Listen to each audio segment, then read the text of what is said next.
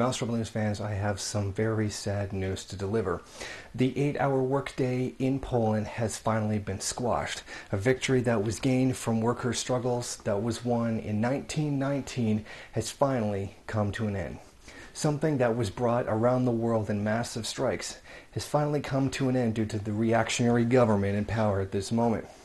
Now, this is a major, major attack upon the people, ending the 8-hour workday, which became the standard for workers' rights. This was actually smuggled right through legislation with very little, if any, notice by the media. And this was very quietly approved of by the reactionary unions that are in power. The unfortunate consequence of a reactionary society is having traitor unions who seem to forget exactly where it is that they came from. Now, here's some more information according to the article. The elimination of the 8-hour day is accomplished by increasing accounting periods for calculating the average amount of hours worked for the whole year, and by also introducing flexible working hours. In the past, you had to have a certain resting time between your shifts, and if your shifts were moved from day to day, it could be considered outside your normal working time. You would then be entitled to overtime pay. The new rules allow bosses to impose much longer working days, and so if some other time of the year they cut the hours.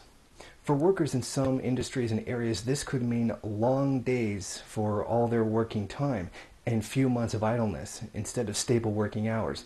It is also not clear what rights workers who are hired temporarily, for example 6 months, would have under this scheme. What is clear is that already for many years, Polish employers openly defy whatever rights workers still have, and nobody wants to crack down on them. What we have here is a blatant attack by the capitalist class as a result of the ongoing global economic crisis.